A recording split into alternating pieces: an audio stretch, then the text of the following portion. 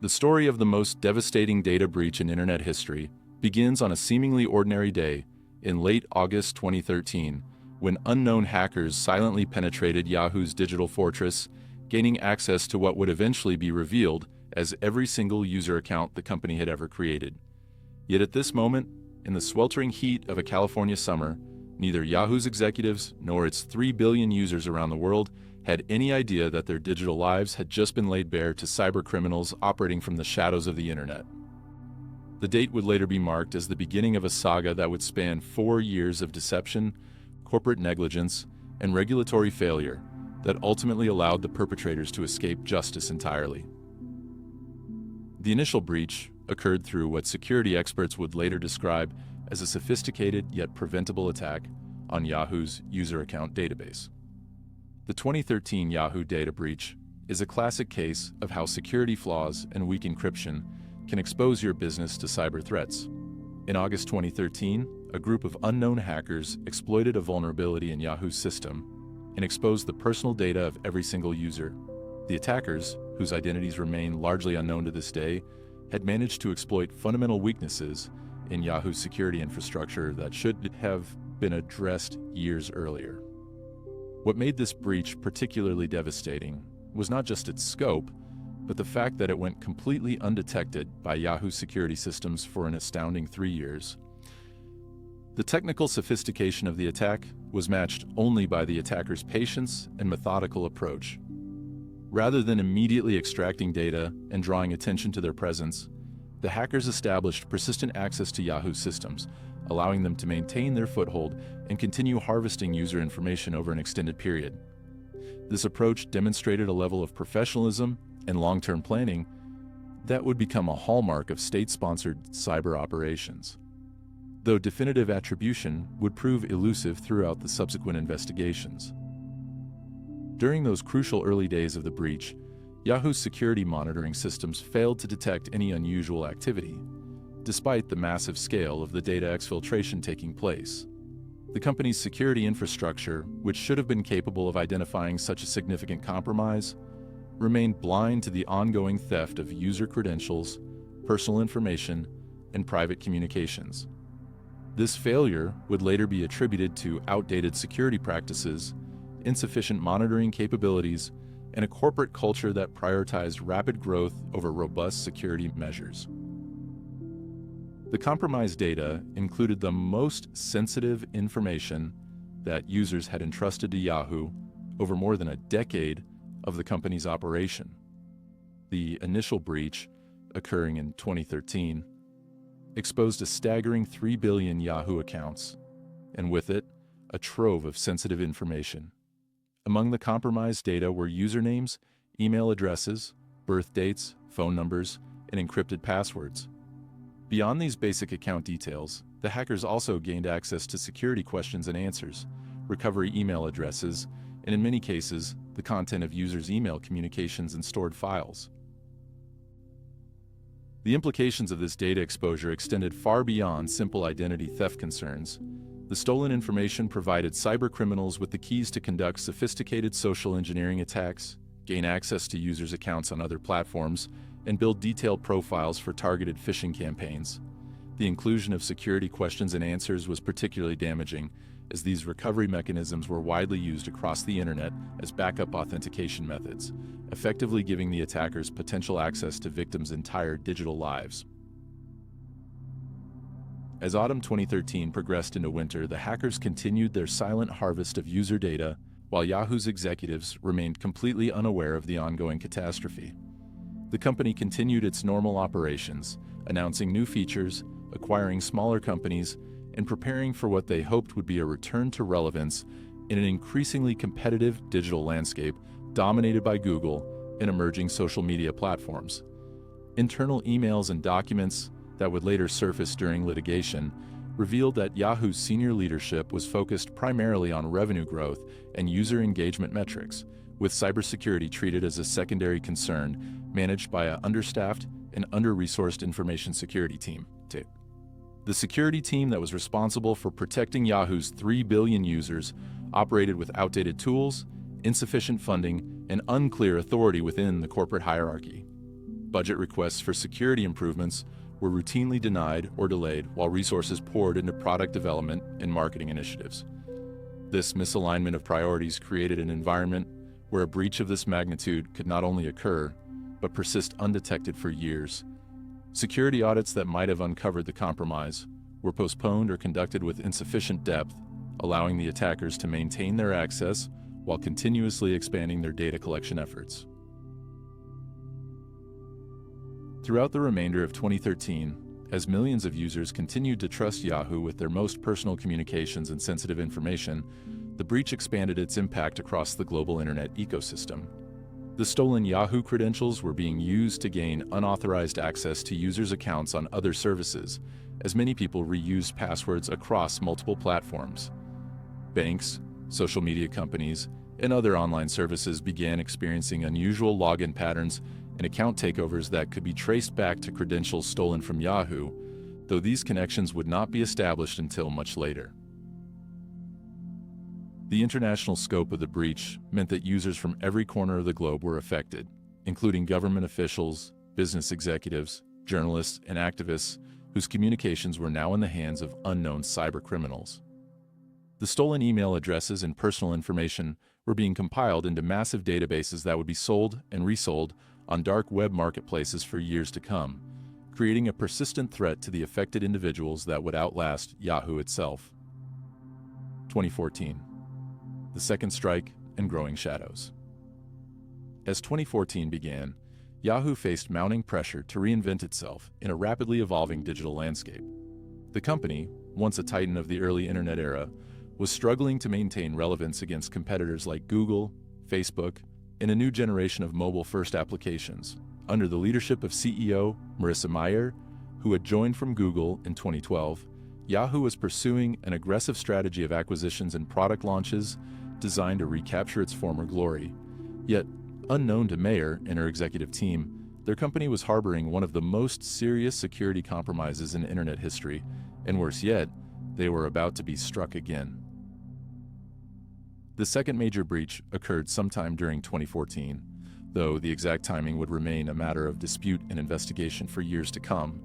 Yahoo's 2014 breach exposed the names, email addresses, telephone numbers, birth dates, hashed passwords, and, in some cases, security questions of over 500 million users. While investigating the breach of 2014, Yahoo discovered that the company had been separately breached in 2013. This second attack was carried out by different perpetrators using different methods, suggesting that Yahoo's security vulnerabilities were well known within cybercriminal circles and that the company had become a high-value target for multiple threat actors. The 2014 breach demonstrated a different attack methodology than its predecessor, with the hackers focusing on copying a complete backup of Yahoo's user account database, rather than maintaining persistent access for ongoing data extraction. In the 2014 breach, the attacker copied a backup of Yahoo's user account database, containing over 500 million accounts, to a computer under their control. The exact methods used in the 2013 breach remain unclear. This approach suggested a more opportunistic attack designed to quickly extract maximum value before detection, contrasting with the patient, long-term approach taken by the 2013 attackers. The technical execution of the 2014 breach revealed critical weaknesses in Yahoo's data protection practices that went beyond simple network security failures. The fact that attackers were able to access and copy entire database backups indicated that Yahoo's internal security controls were insufficient to prevent unauthorized access to its most sensitive data repositories. Database backups, which should have been among the most heavily protected assets in Yahoo's infrastructure, were apparently accessible to attackers who had gained initial entry to the company's network through other means. During this period, Yahoo's security team was operating under significant resource constraints and organizational challenges that hampered their ability to detect and respond to sophisticated threats. Internal communications later revealed during legal proceedings showed that security personnel had repeatedly requested additional funding and authority to implement more robust monitoring and protection systems, but these requests were often denied or deferred in favor of other business priorities. The security team's warnings about potential vulnerabilities and the need for system upgrades were documented in internal emails and reports, but failed to generate the executive-level attention and resources necessary to address the fundamental weaknesses that enabled both breaches. The corporate culture at Yahoo during this time period reflected broader industry attitudes towards cybersecurity that prioritized rapid innovation and market expansion over comprehensive security measures. Executive compensation and performance metrics were tied primarily to user growth, revenue generation, and product development milestones, with cybersecurity considered a cost center rather than a strategic business enabler. This misalignment created perverse incentives where security investments were viewed as obstacles to growth rather than essential foundations for sustainable business operations. As 2014 progressed, both breaches continued to operate undetected within Yahoo's systems, with the 2013 attackers maintaining their persistent access, while the 2014 attack resulted in the complete exfiltration of user database backups. The combined impact of these simultaneous compromises meant that virtually every piece of user information held by Yahoo was now in the hands of cybercriminals, yet the company's detection capabilities remained insufficient to identify either attack. Security monitoring systems that should have flagged unusual data access patterns and large-scale data transfers failed to generate alerts, while regular security audits were conducted with insufficient depth and frequency to uncover the ongoing compromises. The stolen data from both breaches was already beginning to circulate in underground cybercriminal marketplaces, where it was being packaged and sold to secondary buyers for use in various illicit activities. Credential stuffing attacks, where stolen passwords are used to gain unauthorized access to other online services, began increasing across the internet as the Yahoo data was weaponized against other platforms. Identity theft cases, involving information that could be traced back to Yahoo accounts, started appearing in law enforcement databases, though the connection to the ongoing breaches would not be established until much later. International intelligence agencies and law enforcement organizations began noticing patterns of cyber activity that would eventually be linked to the Yahoo compromises, but the complex, multi-layered nature of modern cybercrime made it difficult to establish clear connections between observed attacks and their ultimate sources. The use of proxy servers, anonymization networks, and sophisticated operational security practices by the attackers made attribution extremely challenging, allowing them to operate with relative impunity while their victims remained unaware of the compromise. The financial markets and technology press during this period remained focused on Yahoo's strategic business challenges rather than potential security issues, as the company's struggles were primarily viewed through the lens of competitive positioning and user engagement rather than operational security concerns.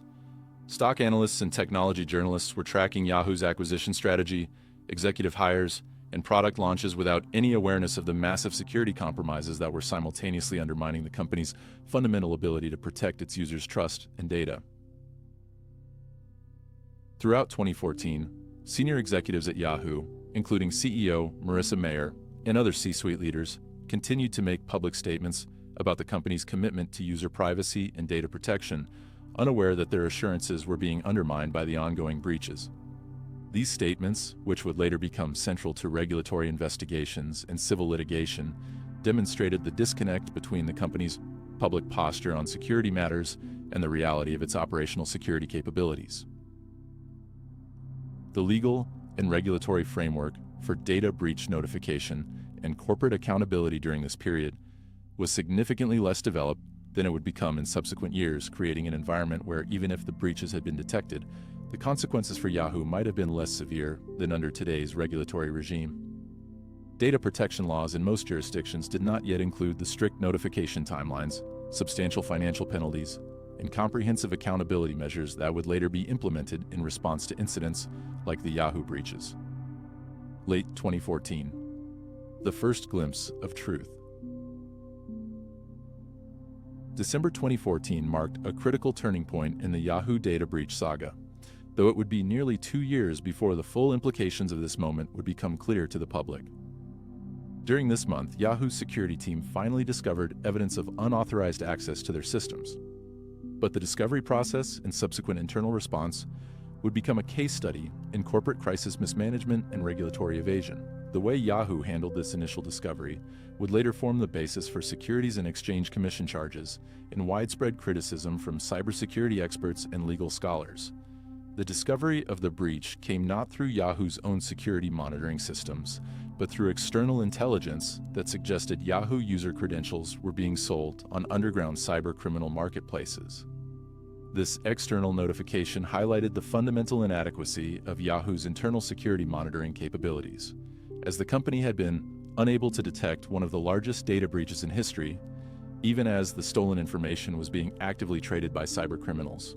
The source of this external intelligence would later become a subject of investigation and speculation, with some security researchers suggesting it came from law enforcement agencies or intelligence services that had been monitoring cybercriminal activities. When Yahoo's security team began investigating the reports of stolen credentials in December 2014, they quickly realized they were dealing with a compromise of unprecedented scale and severity. Initial forensic analysis revealed that attackers had gained access to core user database systems and had been operating within Yahoo's network for an extended period. However, the full scope of the compromise was not immediately apparent, as the attackers had used sophisticated techniques to cover their tracks, and the extent of data exfiltration was difficult to determine from the available forensic evidence. The SEC's administrative order alleges that Yahoo violated Section 17A, 2, 3 of the Securities Act of 1933 and Section 13A of the Securities Exchange Act of 1934 and related rules when its senior executives discovered a massive data breach in December 2014, but failed to disclose it. This failure to disclose the breach immediately upon discovery would become one of the most significant legal and regulatory issues arising from the Yahoo incident, as it demonstrated a pattern of prioritizing corporate interests over transparency and user protection. The internal response to the breach discovery was characterized by confusion, inadequate coordination, and a focus on damage control rather than comprehensive remediation.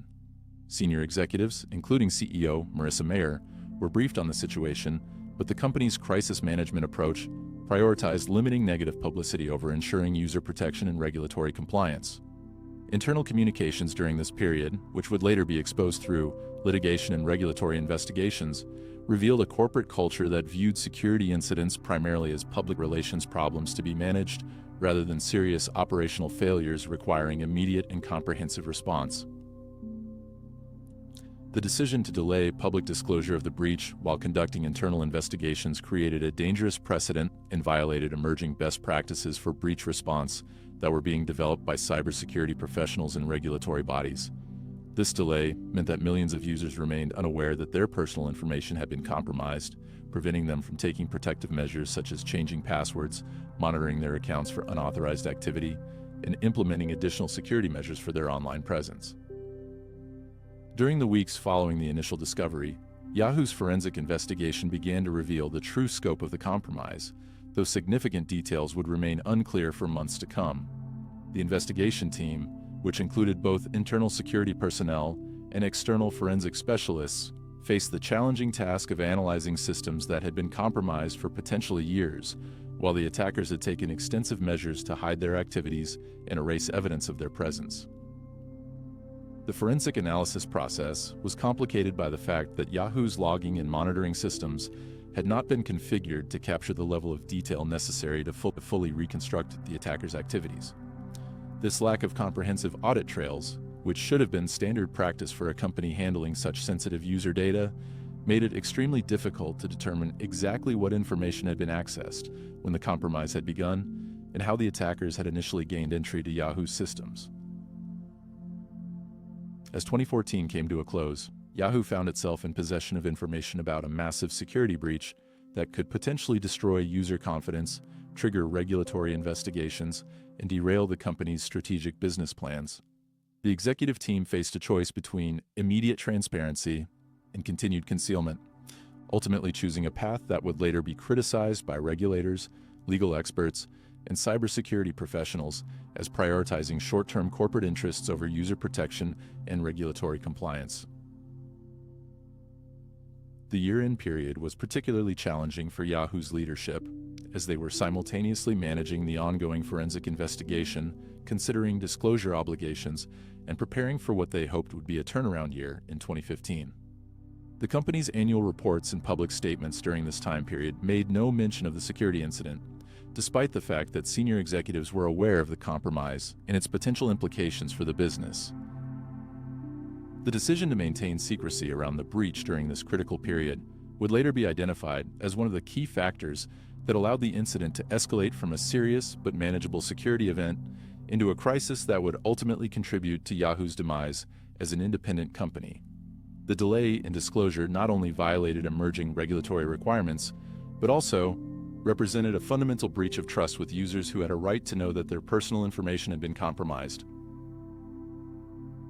2015 to 2016, the silence before the storm. The period between early 2015 and mid-2016 represents one of the most troubling aspects of the entire Yahoo data breach saga, a time when senior executives possessed definitive knowledge of massive security compromises affecting billions of users, yet chose to maintain public silence while pursuing business strategies that would ultimately prove impossible to sustain once the truth emerged. During these 18 months, Yahoo continued to operate as if the breaches had never occurred, making public statements about security and privacy that were fundamentally misleading while internally struggling to understand and contain compromises that had already caused irreparable damage to user privacy and corporate credibility. Throughout 2015, Yahoo's forensic investigation continued to reveal increasingly disturbing details about the scope and sophistication of the attacks that had penetrated the company's systems. The investigation team, working under intense pressure to provide definitive answers while maintaining strict confidentiality, faced the nearly impossible task of reconstructing years of unauthorized activity from incomplete and often compromised log files. The attackers had demonstrated considerable sophistication in covering their tracks, using techniques designed to evade detection and make forensic analysis extremely difficult. The internal investigation revealed that the compromise extended far beyond simple credential theft, encompassing a comprehensive penetration of Yahoo's core infrastructure that had given attackers unprecedented access to user communications, personal information, and account recovery mechanisms. The attackers had not only stolen static data, but had also maintained the ability to monitor ongoing user activities, intercept communications, and potentially manipulate account settings and security features. This level of access represented a complete compromise of user privacy that went far beyond what most data breaches entailed. During this period, Yahoo continued to engage in business activities that were fundamentally incompatible with full transparency about the security compromises. The company was actively pursuing strategic partnerships, considering acquisition opportunities, and making public statements about its commitment to user privacy and data protection. These activities created increasingly complex legal and ethical obligations that would later form the basis for regulatory charges and civil litigation, claiming that Yahoo had misled investors, users, and business partners about the true state of its security posture. The corporate decision-making process during this time reflected a fundamental misunderstanding of the long-term implications of the security compromises and the evolving legal and regulatory landscape surrounding data protection. Senior executives apparently believed that they could manage the disclosure of the breaches in a way that would minimize negative consequences, failing to recognize that the delay in disclosure was itself creating additional legal and regulatory risks that would ultimately prove more damaging than immediate transparency might have been. Yahoo's public communications during 2015 and early 2016 included numerous statements about the company's security practices and commitment to protecting user data that were misleading in light of the known compromises. Press releases, investor presentations, and executive interviews consistently portrayed Yahoo as a company that took security seriously and had robust measures in place to protect user information, when internal documents and executive briefings clearly indicated that the company had suffered catastrophic security failures. The disconnect between public statements and private knowledge during this period would later become a central focus of regulatory investigations and civil litigation. The Securities and Exchange Commission would ultimately charge that Yahoo's failure to disclose the breaches in a timely manner violated federal securities laws by misleading investors about material risk to the company's business operations and financial prospects. As 2015 progressed into 2016, The forensic investigation began to reveal the true scope of the 2013 breach, ultimately determining that it had affected not just hundreds of millions of users, as initially estimated, but potentially every Yahoo account that existed at the time of the attack. In December 2016, Yahoo disclosed the 2013 breach and that 1 billion user accounts had been compromised. Almost a year later, in October 2017, they revised that estimate and reported that all 3 billion Yahoo accounts had been compromised in the breach. This escalating understanding of the breach's scope created additional pressure on Yahoo's leadership to maintain secrecy, as the true magnitude of the compromise would likely have triggered immediate regulatory intervention and potentially fatal damage to user confidence. The period of silence also allowed the stolen Yahoo data to circulate more widely within cybercriminal networks, as the credentials and personal information harvested from the breaches were packaged, sold, and resold across multiple underground marketplaces. Users whose information had been stolen remained unaware of the compromise and therefore unable to take protective measures, leading to secondary victimization, as their credentials were used to gain unauthorized access to other online services and conduct various forms of fraud and identity theft. Law enforcement agencies and intelligence services around the world began to notice patterns of cybercriminal activity that would eventually be traced back to the Yahoo breaches. But the complex nature of modern cybercrime attribution made it difficult to establish clear connections without cooperation from Yahoo itself. The company's decision to maintain secrecy about the breaches hampered law enforcement efforts to track down the perpetrators and disrupted cybercriminal networks that were benefiting from the stolen data.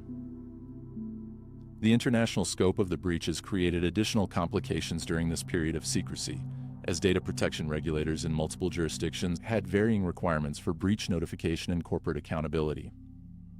Yahoo's global operations meant that the company was potentially subject to regulatory oversight in dozens of countries, each with different legal frameworks and enforcement mechanisms. The decision to delay disclosure created potential violations of data protection laws in multiple jurisdictions, exponentially increasing the company's legal and financial exposure. During 2016, as Yahoo entered into serious discussions about a potential sale to Verizon Communications, the undisclosed security breaches created a complex web of legal and financial risks that would ultimately undermine the transaction negotiations and force dramatic revisions to the proposed deal terms.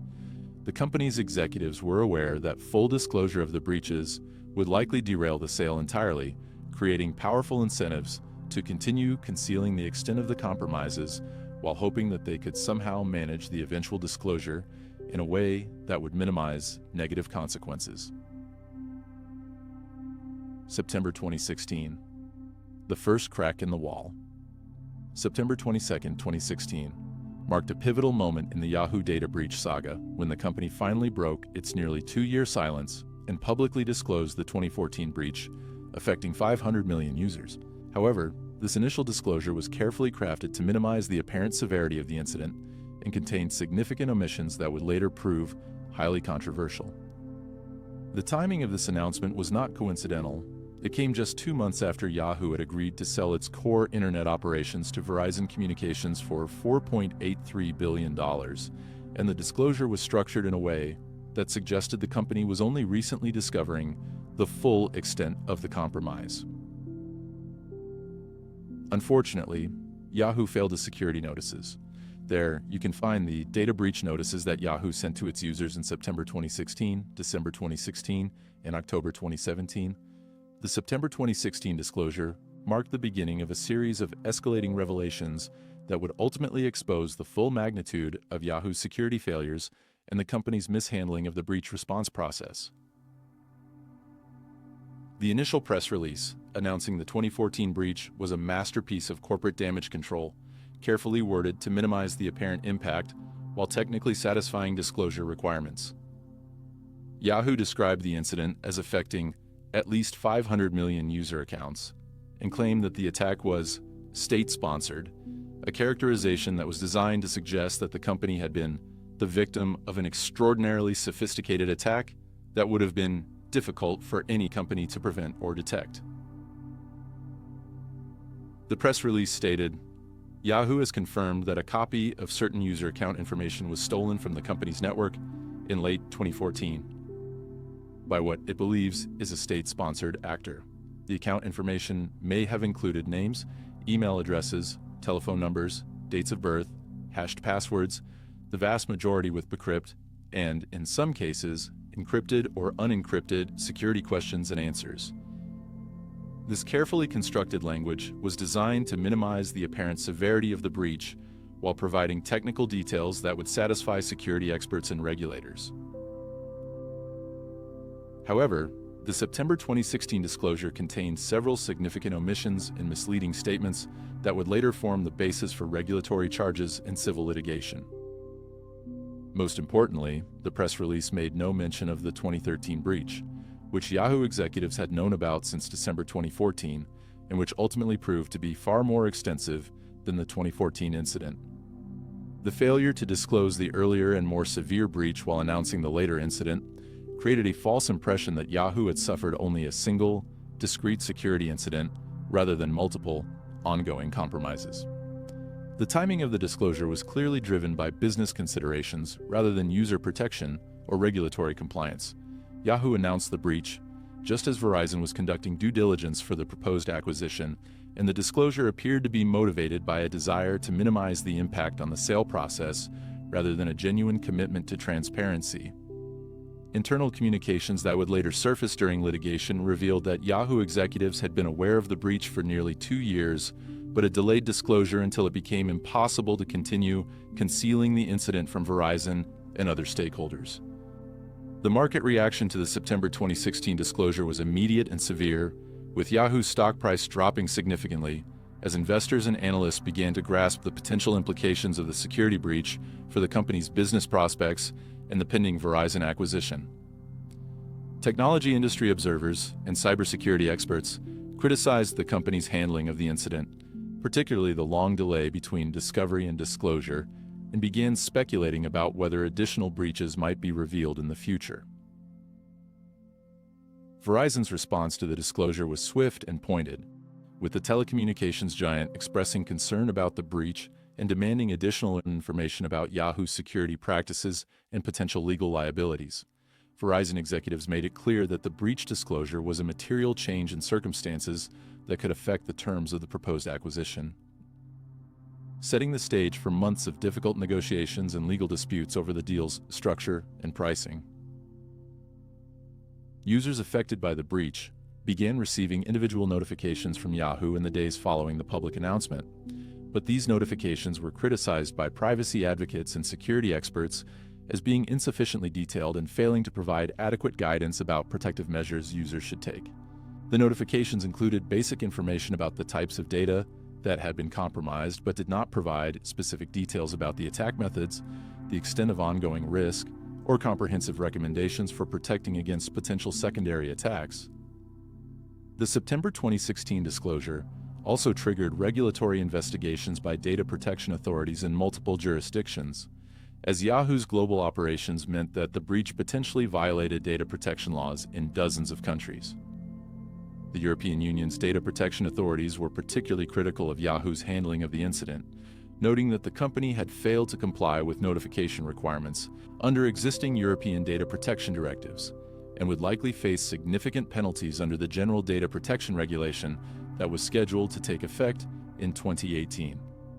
Law enforcement agencies in the United States and other countries began their own investigations into the Yahoo breaches, focusing both on identifying and prosecuting the perpetrators and on examining Yahoo's compliance with various legal requirements related to data protection and corporate disclosure. The Federal Bureau of Investigation and other agencies had been aware of some aspects of the Yahoo compromises through their monitoring of cybercriminal activities, but the company's failure to report the incidents promptly had hampered law enforcement efforts to track down the attackers and prevent further damage. The cybersecurity community's response to the September 2016 disclosure was highly critical, with many experts noting that Yahoo's security practices appeared to be significantly behind industry standards, and that the company's response to the breach had been inadequate from both technical and communication perspectives. Security researchers began examining the disclosed information more closely, and quickly identified several concerning aspects of Yahoo's security posture that suggested the company might be vulnerable to additional attacks. The disclosure also raised broader questions about corporate accountability and transparency in the technology industry, as Yahoo's handling of the breach was seen as emblematic of a broader pattern of prioritizing business interests over user protection and regulatory compliance. Privacy advocates and consumer protection organizations called for stronger legal requirements for breach notification and corporate accountability, arguing that the existing regulatory framework was insufficient to ensure that companies would act responsibly when faced with security incidents. December 2016.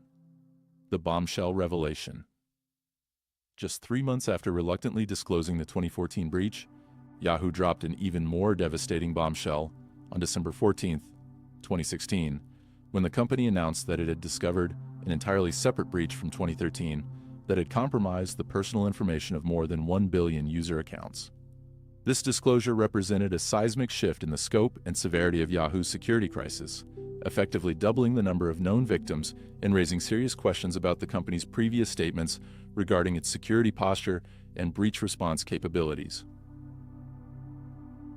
The December 2016 announcement was structured as the disclosure of a newly discovered incident, but internal documents and subsequent investigations would reveal that Yahoo executives had been aware of the 2013 breach since December 2014, meaning that the company had concealed knowledge of this massive compromise for nearly 2 years, while making public statements that were fundamentally misleading about the state of its security operations.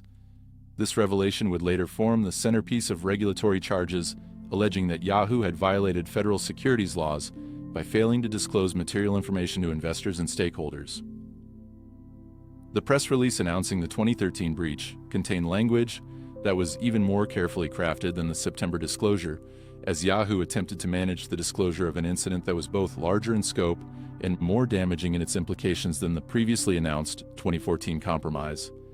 The company stated, "Yahoo has determined that a different group of hackers may have accessed more than 1 billion user accounts in August 2013, including names, email addresses, telephone numbers, dates of birth, hashed passwords using MD5, and, in some cases, encrypted or unencrypted security questions and answers."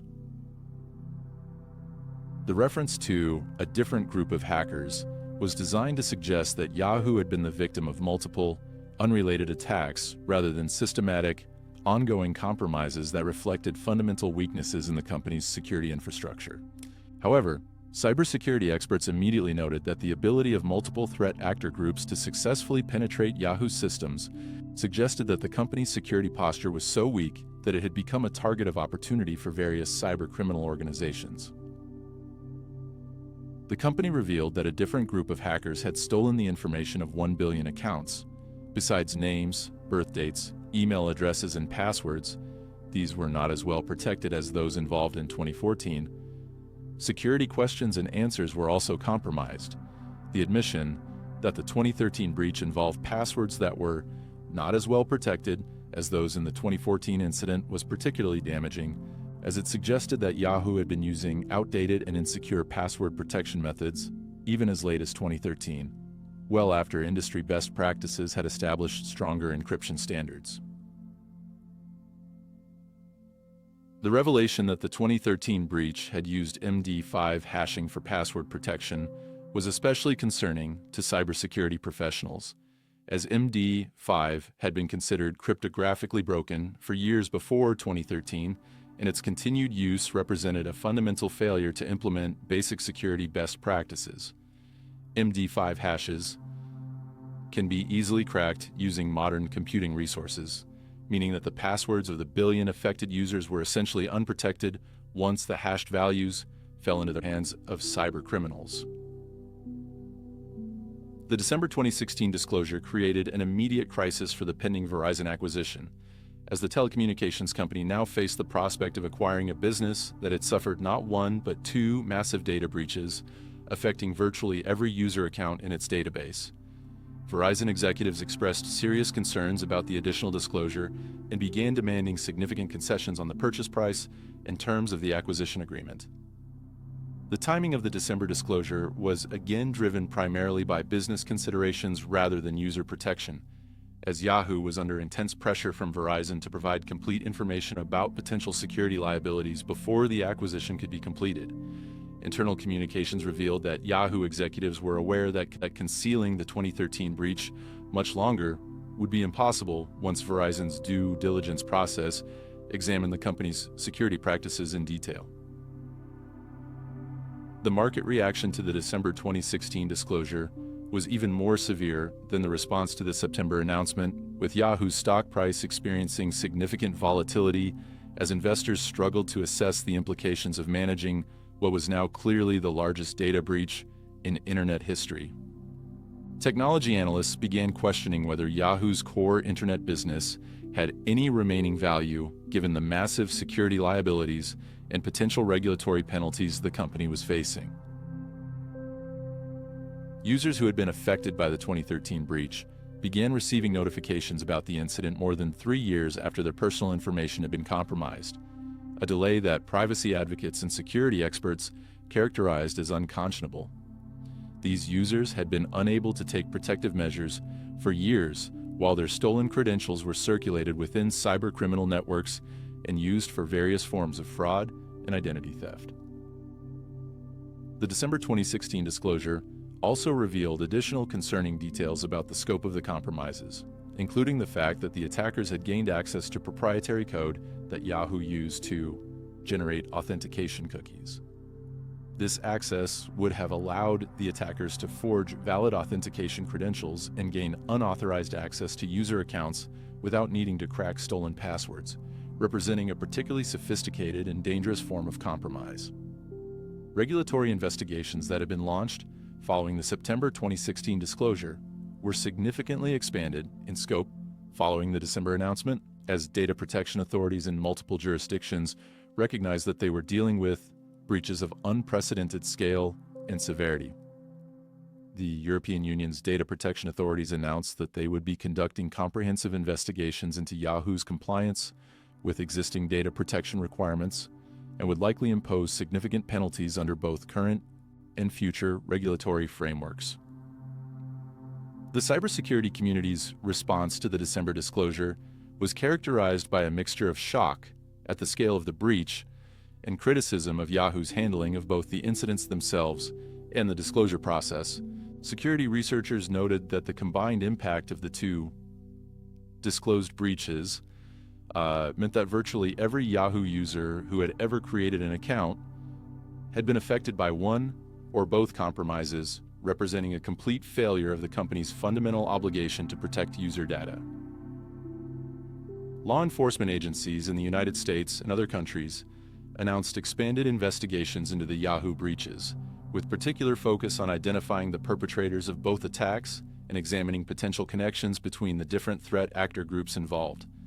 The FBI and other agencies also began investigating Yahoo's compliance with various legal requirements related to the timely reporting of security incidents to law enforcement authorities.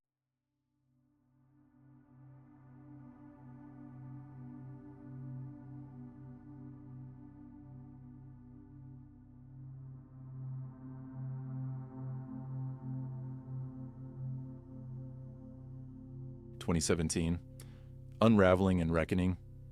The year 2017 began with Yahoo facing an unprecedented crisis of credibility, regulatory scrutiny, and financial liability as the full implications of the disclosed breaches continued to unfold across multiple dimensions of the company's operations.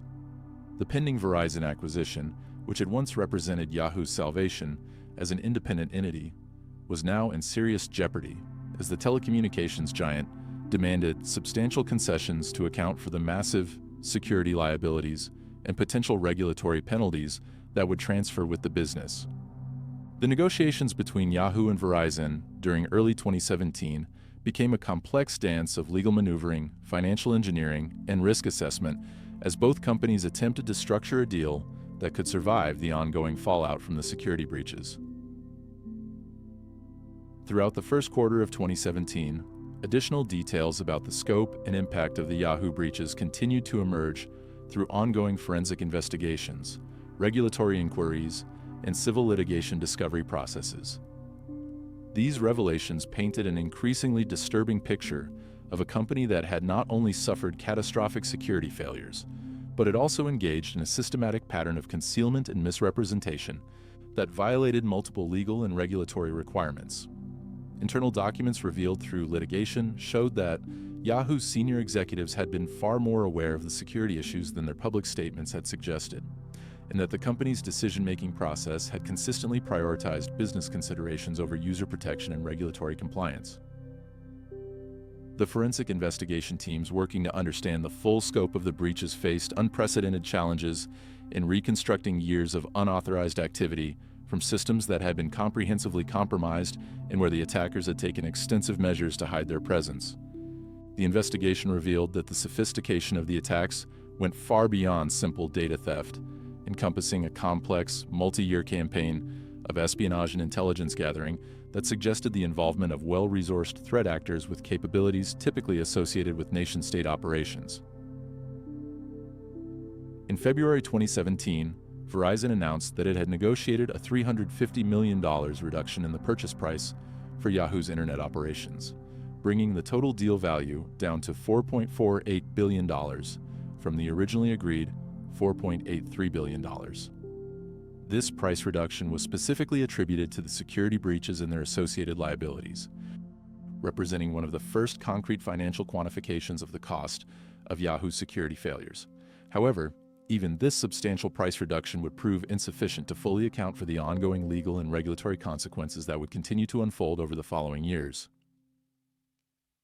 The agreement between Yahoo and Verizon included complex provisions for sharing the costs of ongoing litigation, regulatory penalties, and other liabilities arising from the breaches, reflecting the unprecedented nature of the security incidents and the difficulty of accurately assessing their long-term financial impact.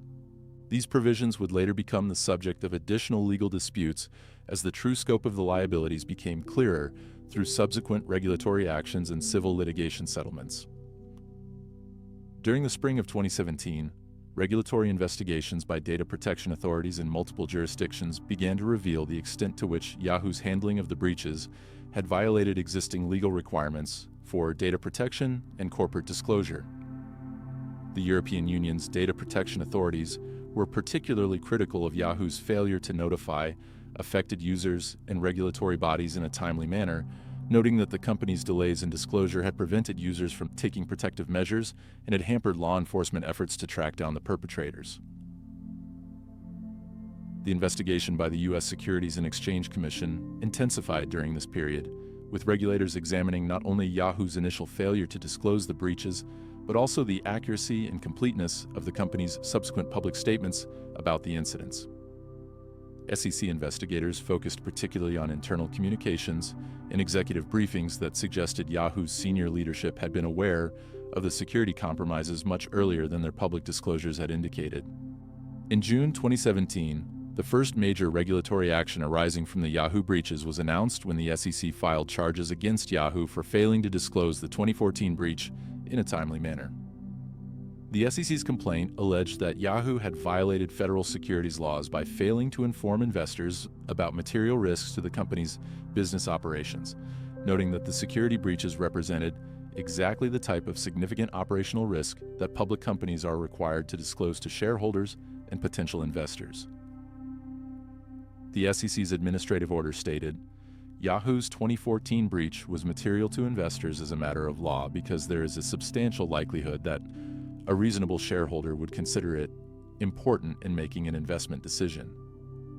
The order went on to criticize Yahoo's decision to delay disclosure for nearly 3 years, noting that this delay had prevented investors from making informed decisions about their holdings in the company and had potentially contributed to artificial inflation of Yahoo's stock price during the period when the breach remained undisclosed.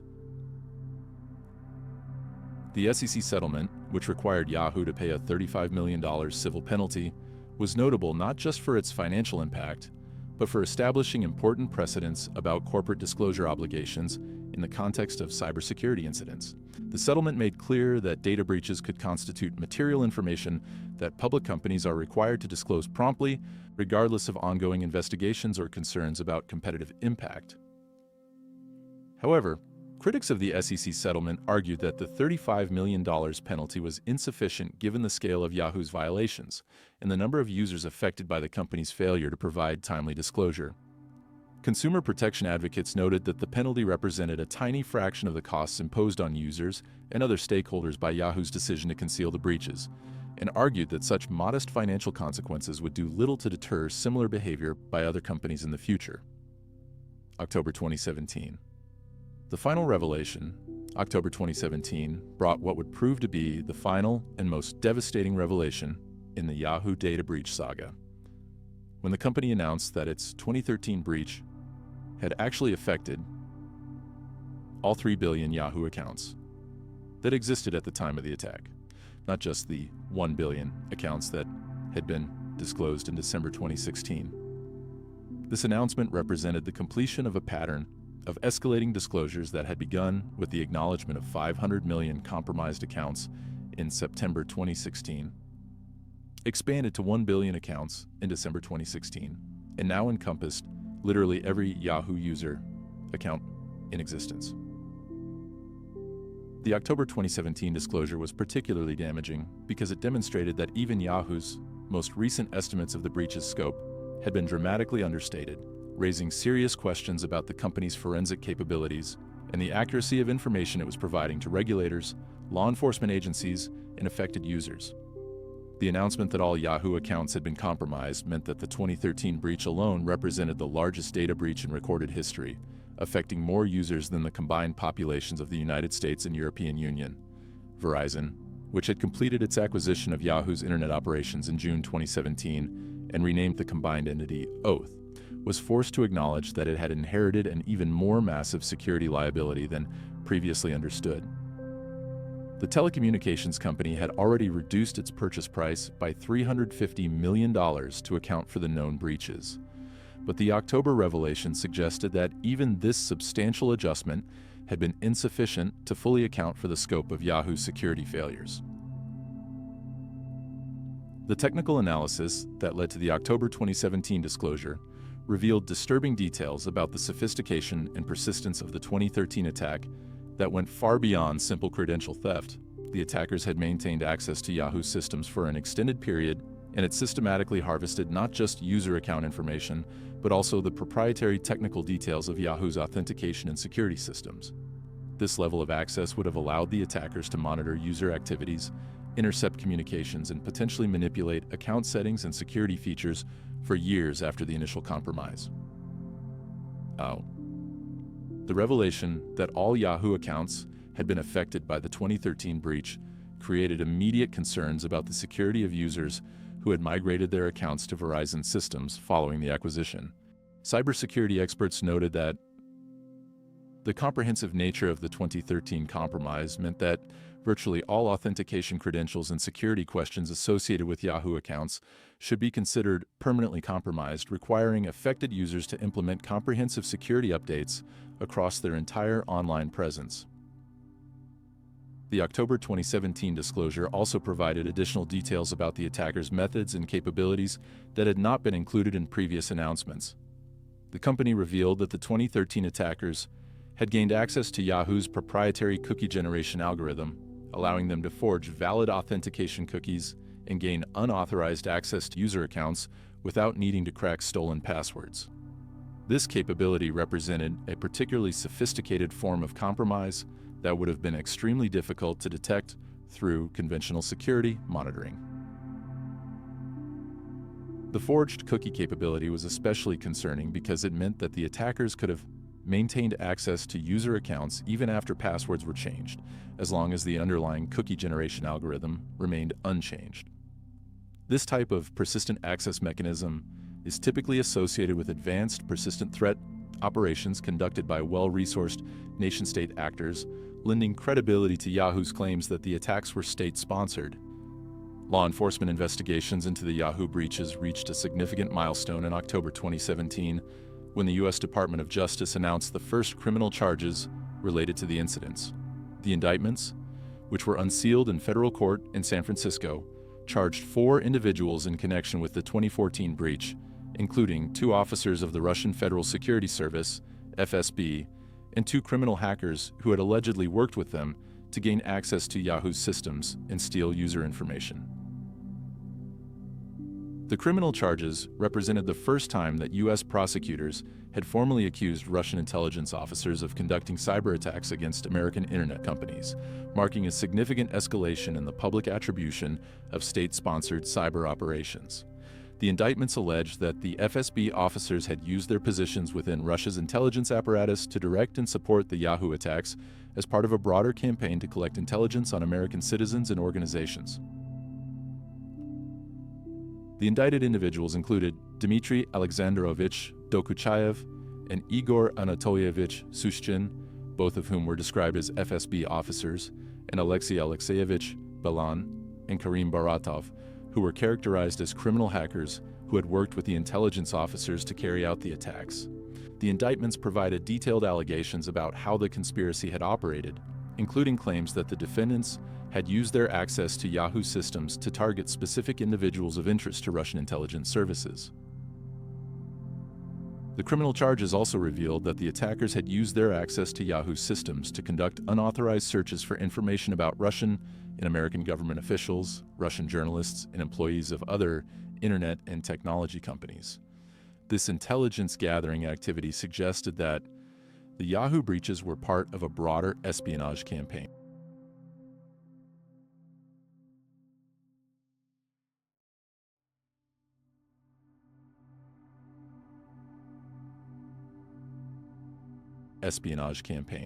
Rather than simple criminal enterprises focused on financial gain. However, the practical impact of the criminal charges was limited by the fact that all 4 defendants were located outside U.S. jurisdiction and were unlikely to be extradited to face trial. The Russian government had a long-standing policy of not extraditing its citizens to face criminal charges in other countries, and the FSB officers charged in the case were likely to be protected by diplomatic immunity and state secrecy provisions. The announcement of criminal charges was accompanied by additional technical details about the Yahoo attacks that had not been previously disclosed, including information about the specific vulnerabilities that the attackers had exploited and the method they had used to maintain persistent access to Yahoo systems. These technical details provided valuable intelligence for other internet companies and cybersecurity professionals working to defend against similar attacks. The Department of Justice's announcement also included a reward offer of up to $3 million for information leading to the arrest and conviction of Alexei Belan, who was described as one of the FBI's most wanted cyber criminals and was allegedly responsible for multiple other significant cyber attacks beyond the Yahoo incidents. The reward offer was one of the largest ever announced for a cybercrime case, reflecting the severity of the charges and the priority that U.S. law enforcement agencies placed on bringing the defendants to justice. 2018 to 2019. Legal consequences and regulatory reckoning. The years 2018 and 2019 witnessed an unprecedented wave of legal and regulatory consequences stemming from the Yahoo data breaches, as government agencies, class action attorneys, and international regulators finally began to impose concrete penalties for what had become recognized as one of the most serious corporate security failures in internet history. The delayed but eventually comprehensive response from multiple legal and regulatory authorities created a new benchmark for cybersecurity accountability that would influence corporate behavior and regulatory enforcement for years to come. In April 2018, the Securities and Exchange Commission announced the conclusion of its investigation into Yahoo's handling of the data breaches with a settlement that required the company to pay a $35 million civil penalty for failing to disclose the 2014 breach in a timely manner. The SEC's administrative order represented the first major regulatory sanction specifically focused on a public company's failure to meet disclosure obligations in the context of a cybersecurity incident, establishing important precedents for how similar cases would be handled in the future. The SEC's findings were particularly damaging to Yahoo's reputation because they documented in detail how the company's senior executives had been aware of the 2014 breach since December 2014, but had failed to disclose it to investors for nearly 2 years. The administrative order stated, Yahoo violated the disclosure provisions of the federal securities laws by failing to disclose a massive data breach to investors and the public for nearly 3 years. The order went on to criticize Yahoo's risk factor disclosures in SEC filings, noting that the company had made generic statements about cybersecurity risks, while concealing the fact that those risks had already materialized in the form of actual breaches. The SEC settlement included detailed factual findings that revealed the extent to which Yahoo's corporate decision-making process had prioritized business considerations over regulatory compliance and user protection. Internal communications cited in the settlement showed that Yahoo executives had been concerned primarily about the potential impact of breach disclosure on the company's business prospects and stock price, rather than their obligations to provide material information to investors and stakeholders. However, many cybersecurity experts and consumer protection advocates criticized the SEC settlement as inadequate, given the scale and severity of Yahoo's violations. The $35 million penalty represented less than 1% of the $4.48 billion that Verizon ultimately paid to acquire Yahoo's internet operations, and critics argued that such modest financial consequences would do little to deter similar behavior by other companies facing disclosure decisions about cybersecurity incidents. The most significant legal consequences for the Yahoo breaches came through a massive class action settlement that was preliminarily approved by a federal judge in October 2018.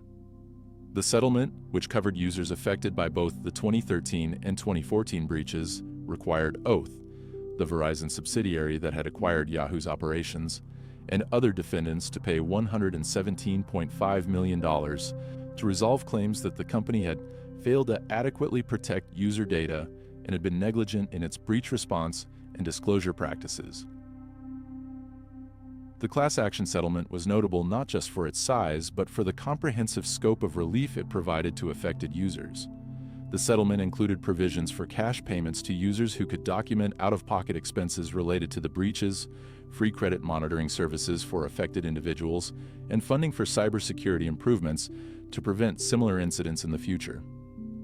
The settlement also included detailed requirements for how Oath would handle user data going forward, effectively imposing court-supervised cybersecurity obligations on the company's ongoing operations. The settlement agreement provided different levels of compensation based on the severity of harm that individual users had experienced, with higher payments available for users who could demonstrate that they had suffered identity theft, unauthorized account access, or other specific forms of damage as a result of the breaches. However, the vast majority of affected users were eligible only for modest cash payments or credit monitoring services, leading some critics to argue that the settlement provided insufficient compensation relative to the scope of privacy violations that had occurred. The class action litigation process had also revealed additional disturbing details about Yahoo's security practices and breach response that had not been included in the company's public disclosures. Discovery documents showed that Yahoo's information security team had been chronically understaffed and under-resourced, with budget requests for security improvements routinely denied or delayed by senior management. Internal emails and presentations revealed that security personnel had warned repeatedly about vulnerabilities in Yahoo's systems, but these warnings had not generated the executive attention or resources necessary to address the underlying problems. The litigation had also uncovered evidence that Yahoo's security monitoring capabilities had been so inadequate that the company might not have discovered the breaches at all without external notifications from law enforcement agencies and intelligence services. This revelation was particularly damaging because it suggested that Yahoo's claims about the sophistication of the attacks and the difficulty of detection were at least partially misleading, as the company's security infrastructure had been insufficient to identify even obvious signs of large-scale data exfiltration. International regulatory authorities also began imposing penalties related to the Yahoo breaches during this period, though these actions were often limited by the legal frameworks that existed at the time of the incidents. The European Union's data protection authorities conducted comprehensive investigations into Yahoo's compliance with existing data protection directives, but the relatively modest penalties available under the pre-GDPR regulatory framework meant that the financial consequences were significantly less severe than they would have been under current European data protection law. The investigation by the UK Information Commissioner's Office was particularly thorough, examining not only Yahoo's initial security failures, but also the company's breach response and notification practices. The ICO's final report, published in 2019, was highly critical of Yahoo's handling of the incidents and noted that the company's failures had prevented users from taking protective measures and had hampered law enforcement efforts to track down the perpetrators and prevent additional harm. The regulatory investigations also revealed concerning details about the international scope of the Yahoo breaches and their impact on users in countries with different legal and cultural approaches to data protection. The fact that the breaches had affected users in virtually every country in the world created complex jurisdictional issues and highlighted the need for better international coordination in cybersecurity incident response and law enforcement cooperation. During 2019, additional civil litigation related to the Yahoo breaches continued to work its way through the court system, with various groups of plaintiffs pursuing claims based on different legal theories and seeking different forms of relief. Some cases focused on violations of specific state privacy laws, while others pursued claims based on breach of contract, negligence, or other common law theories. The diversity of legal approaches reflected the fact that the regulatory framework for data breach accountability was still evolving and that courts were still developing consistent approaches to these types of cases. The ongoing litigation also revealed the extent to which the Yahoo breaches had served as a catalyst for broader changes in how courts, regulators, and legislators approached cybersecurity accountability. The cases had established important precedents about corporate disclosure obligations, the types of harm that could be compensated through civil litigation, and the standards of care courts would apply to companies' cybersecurity practices. The perpetrators walk free. A study in impunity. Despite the massive scale of the Yahoo data breaches, the comprehensive documentation of the attacks, and the formal criminal charges filed by the U.S. Department of Justice, none of the identified perpetrators have faced meaningful legal consequences for their actions. This outcome represents one of the most troubling aspects of the entire Yahoo saga: the complete failure of the international legal system to hold accountable the individuals responsible for the largest data breach in recorded history. The impunity enjoyed by the Yahoo attackers has become emblematic of broader challenges in cybercrime, attribution, and prosecution that continue to undermine efforts to establish meaningful deterrence against large-scale cyber attacks. The 4 individuals charged by the U.S. Department of Justice in connection with the Yahoo breaches, FSB officers Dmitry Alexandrovich Dokuchayev and Igor Anatolievich Sushchin, along with criminal hackers Alexei Alexeyevich Belan and Karim Baratov, represent different aspects of the modern cybercrime ecosystem and the jurisdictional challenges that make prosecution extremely difficult. The involvement of Russian intelligence officers highlighted the growing trend of nation-state actors working with criminal hackers to conduct operations that serve both intelligence and financial objectives, creating a hybrid threat that is particularly difficult to address through traditional law enforcement approaches. Dmitry Dokuchayev and Igor Sushchin, the FSB officers charged in the case, have never faced trial for their alleged roles in the Yahoo attacks, and almost certainly never will. As serving officers in Russia's principal intelligence service, they enjoy both diplomatic immunity and the protection of a state that has consistently refused to extradite its citizens to face criminal charges in other countries. The Russian government has not only refused to cooperate with U.S. efforts to bring these individuals to justice, but has also likely continued to employ them in similar intelligence operations targeting other American and Western targets. The continued employment of charged individuals within Russian intelligence services sends a clear message that the Russian state not only tolerates, but actively supports cyber operations against Western targets, regardless of international legal consequences. This state protection effectively immunizes intelligence officers from accountability for their actions and creates a system where the most serious cyber attacks can be conducted with complete impunity as long as they serve perceived state interests. Alexei Belan, described by the FBI as one of its most wanted cybercriminals, remains at large despite a $3 million reward offer for information leading to his arrest and conviction. Belan, who has been charged in connection with multiple major cyber attacks beyond the Yahoo incidents, represents the professional criminal hacker who works with state sponsors while maintaining some degree of independence. His continued freedom demonstrates the practical limitations of international law enforcement cooperation in cybercrime cases, particularly when the perpetrators are located in countries that do not cooperate with U.S. law enforcement agencies. The case of Karim Baratov presents a somewhat different picture, as he was actually arrested in Canada in 2017 and extradited to the United States to face trial. Baratov, a Canadian citizen of Kazakhstani origin, was ultimately convicted and sentenced to 5 years in prison for his role in the Yahoo attacks, making him the only individual to face meaningful legal consequences for the breaches. However, Baratov's role in the conspiracy was relatively minor compared to the other defendants, and his prosecution, while symbolically important, did little to address the broader impunity enjoyed by the principal architects of the attacks. Baratov's conviction and sentencing provided some insights into the operational methods used by the Yahoo attackers, as court documents revealed details about how the conspiracy had operated and how the various participants had divided responsibilities and shared the proceeds of their activities. However, the information obtained through Baratov's prosecution limited by his relatively junior role in the organization and his lack of direct access to the intelligence officers who had directed the overall operation. The failure to bring the principal perpetrators of the Yahoo breaches to justice has had significant implications for cybersecurity deterrence more broadly, as it has demonstrated to other potential attackers that even the most serious and well-documented cybercrimes can be conducted with virtual impunity as long as the perpetrators remain within the borders of non-cooperative countries.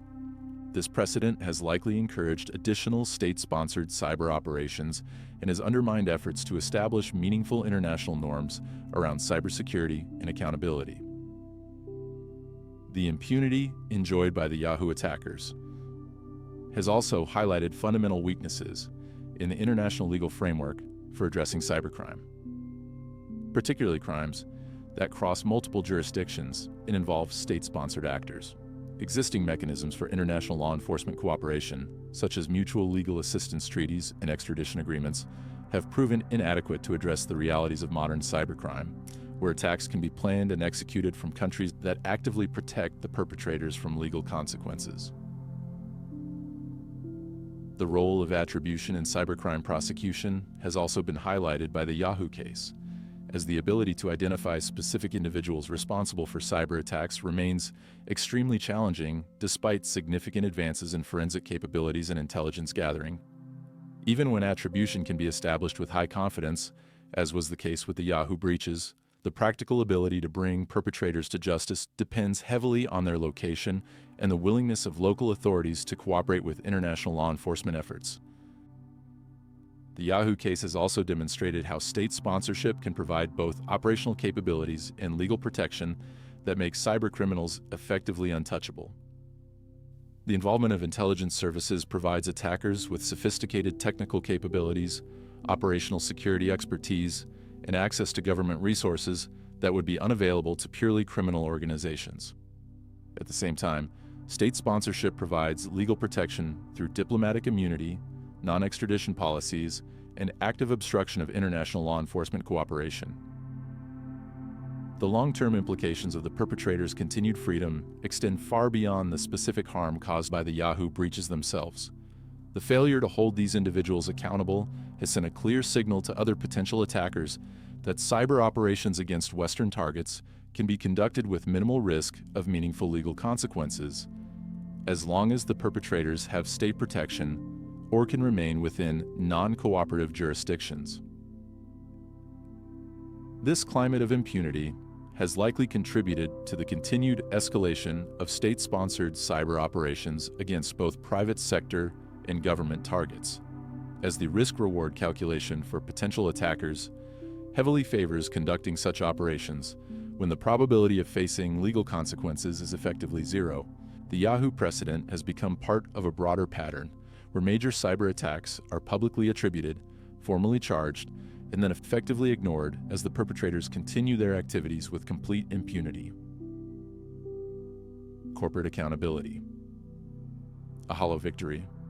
While the perpetrators of the Yahoo data breaches escaped meaningful legal consequences, the corporate accountability mechanisms that were eventually applied to Yahoo and its successors tell a different but equally troubling story about the inadequacy of existing frameworks for addressing cybersecurity failures of this magnitude. The various penalties, settlements, and regulatory actions that emerged from the Yahoo incidents, while unprecedented in some respects, were ultimately insufficient to create meaningful deterrent effects or to provide adequate compensation for the massive harm inflicted on users and the broader internet ecosystem. The Securities and Exchange Commission's $35 million penalty against Yahoo, while historically significant as one of the first major enforcement actions focused specifically on cybersecurity disclosure failures, represented a fraction of the costs imposed on users and other stakeholders by the company's security failures and delayed disclosures. The penalty calculation appeared to be based primarily on the company's ability to pay and precedent from other disclosure violations, rather than any systematic assessment of the actual harm caused by Yahoo's failures, or the deterrent effect necessary to prevent similar behavior by other companies.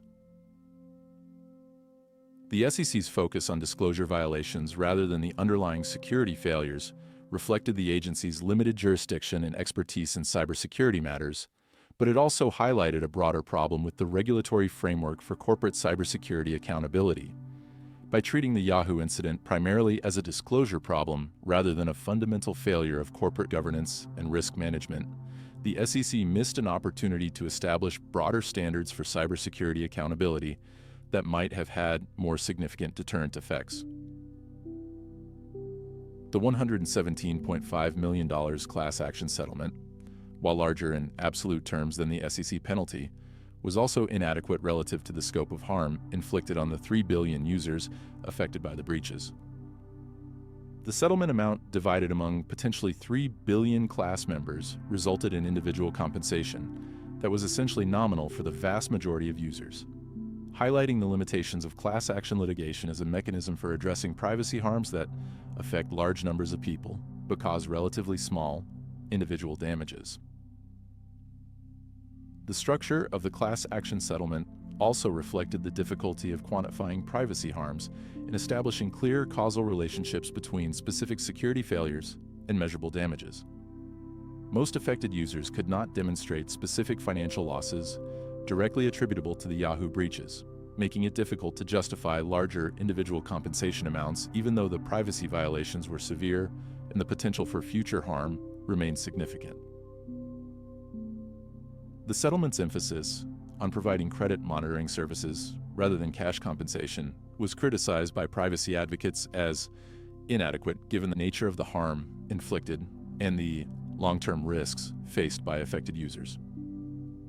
Credit monitoring services, while potentially useful for detecting some forms of identity theft, do not address many of the privacy harms associated with comprehensive data breaches and do not provide meaningful compensation for the loss of privacy and personal autonomy that results from such massive exposure of personal information. The regulatory response to the Yahoo breaches also highlighted significant gaps in the international regulatory framework for data protection and cybersecurity accountability. While European data protection authorities conducted investigations and imposed some penalties under existing legal frameworks, the relatively modest sanctions available under pre-GDPR regulations were clearly insufficient to address breaches of this magnitude and scope. The timing of the Yahoo breaches, which occurred primarily before the implementation of more robust data protection regulations like the GDPR, meant that the company avoided the significantly more severe penalties that would have been available under current regulatory frameworks. This timing factor has been cited by cybersecurity experts as an example of how the evolving regulatory landscape creates perverse incentives for companies to delay breach disclosure and remediation in hopes of avoiding more severe penalties that might be implemented in the future. The acquisition of Yahoo by Verizon during the height of the breach crisis created additional complications for accountability, as it became unclear how responsibilities and liabilities would be allocated between the original perpetrator of the security failures and the acquiring company. The complex legal arrangements negotiated as part of the acquisition effectively insulated Verizon from some of the long-term consequences of Yahoo's failures, while ensuring that the original Yahoo entity would bear primary responsibility for past actions. The corporate restructuring that accompanied the Verizon acquisition also made it more difficult to hold specific individuals accountable for the security failures and disclosure violations that had occurred during their tenure at Yahoo. Senior executives who had been responsible for cybersecurity decisions during the relevant time periods moved on to other positions or retired, while the corporate entity that bore legal responsibility was absorbed into a larger organization with different management structures and priorities. The failure to pursue individual accountability for Yahoo's senior executives has been particularly criticized by corporate governance experts, who note that the company's security failures and disclosure violations reflected fundamental breakdowns in leadership and oversight that should have triggered personal consequences for responsible executives. The fact that CEO Marissa Mayer and other senior leaders faced no meaningful personal penalties for their roles in the Yahoo incidents has been cited as evidence that existing corporate accountability mechanisms are insufficient to ensure responsible behavior in cybersecurity matters. The limited nature of the corporate consequences for the Yahoo breaches has also been criticized in the context of the company's broader corporate culture and business practices during the relevant time period. Internal documents revealed through litigation showed that Yahoo's leadership had consistently prioritized short-term business objectives over long-term security investments, creating a corporate environment where the types of failures that enabled the breaches were not only possible, but predictable.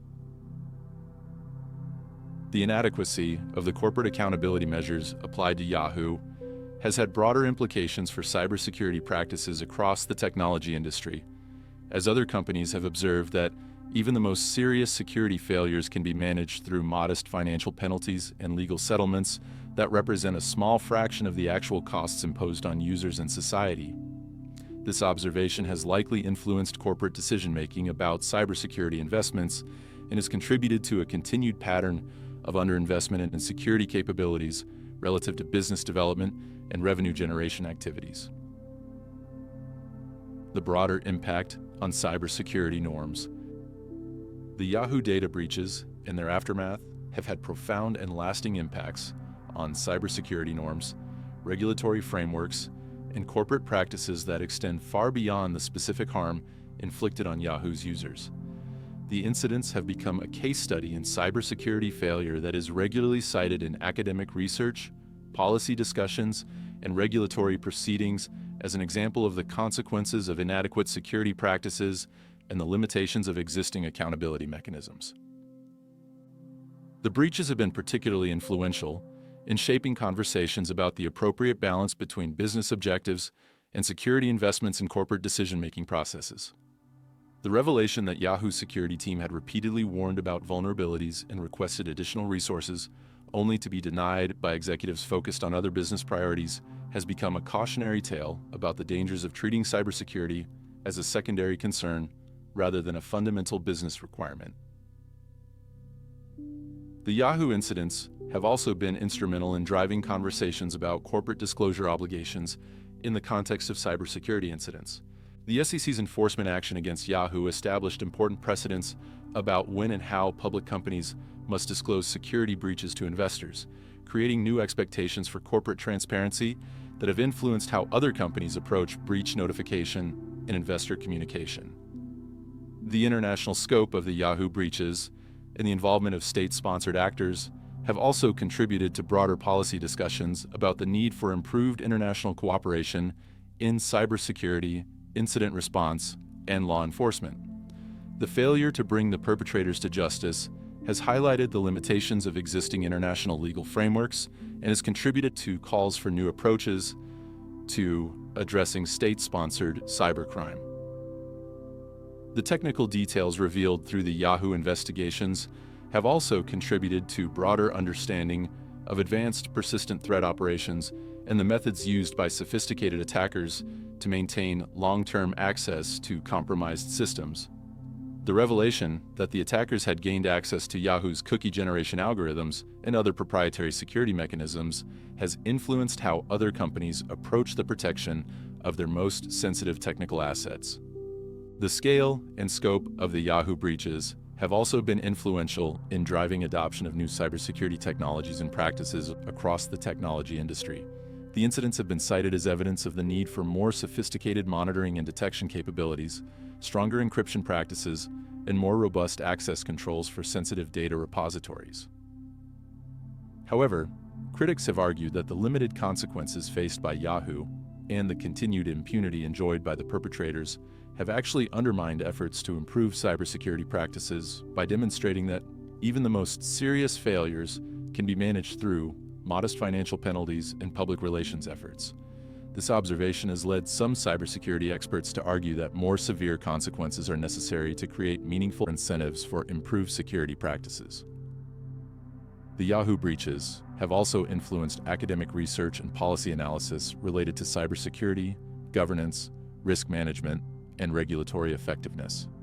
The incidents have been the subject of numerous academic studies examining various aspects of cybersecurity failure, corporate accountability, and regulatory response, contributing to a growing body of knowledge about how to prevent and respond to large-scale cybersecurity incidents. The long-term legacy of the Yahoo data breaches continues to evolve as cybersecurity threats become more sophisticated and pervasive, and as regulatory frameworks continue to develop in response to new challenges.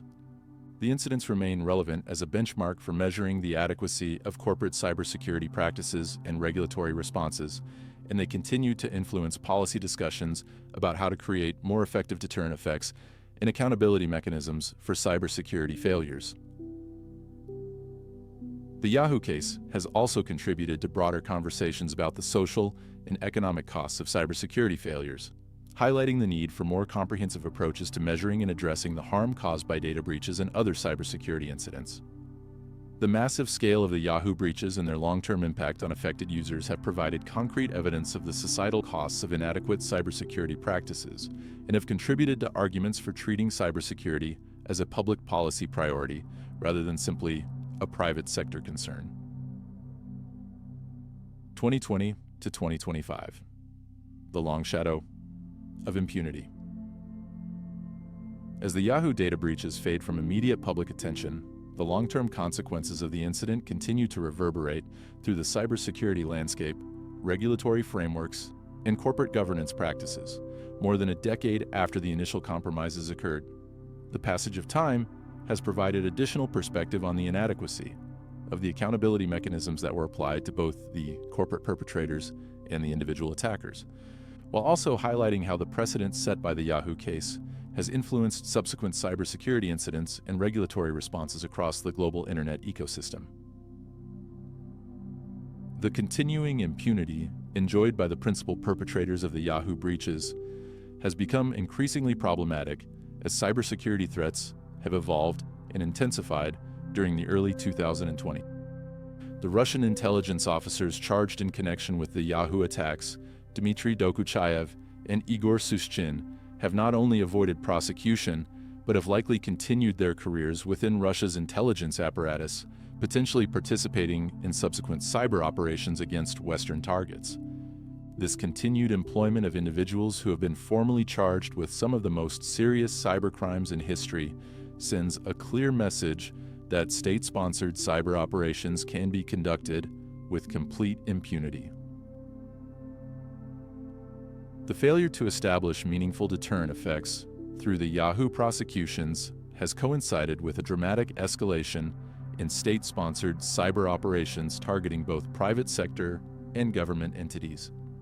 Major incidents such as the SolarWinds supply chain attack, the Colonial Pipeline ransomware incident, and numerous other high-profile breaches have demonstrated that the lessons of the Yahoo case were not learned by either potential attackers or the organization responsible for defending against such threats. Alexei Balan, the criminal hacker who remains one of the FBI's most wanted cyber criminals, continues to operate with apparent impunity despite the $3 million reward he offered for information leading to his arrest and conviction. Intelligence assessments suggest that Balan has remained active in cyber criminal operations and may have been involved in subsequent major breaches that have affected millions of additional victims. His continued freedom represents a complete failure of international law enforcement cooperation and demonstrates the practical limitations of criminal prosecution as a deterrent mechanism for sophisticated cybercriminals who can remain within the borders of non-cooperative countries. The corporate accountability mechanisms that were applied to Yahoo have also proven inadequate to prevent similar incidents at other major technology companies. Despite the precedent set by the SEC's enforcement action against Yahoo, subsequent major data breaches at companies like Equifax, Capital One, and others have demonstrated that corporate executives continue to make decisions that prioritize short-term business objectives over comprehensive cybersecurity investments. The modest financial penalties and limited personal accountability that resulted from the Yahoo case appear to have been insufficient to change fundamental corporate behavior patterns in the technology industry. The $117.5 million class action settlement that was supposed to provide compensation to affected Yahoo users has also proven problematic in its implementation and distribution. Many eligible users never claimed their modest compensation payments, while others found that the available remedies were insufficient to address the long-term privacy and security risks created by the massive data exposure. The settlement's emphasis on credit monitoring services rather than meaningful financial compensation has been criticized as inadequate, given the severity and persistence of the privacy harms inflicted on affected individuals. The acquisition of Yahoo by Verizon and the subsequent corporate restructuring that created the Oath subsidiary, later renamed Verizon Media, and eventually sold to Apollo Global Management, has made it increasingly difficult to maintain corporate accountability for the original security failures.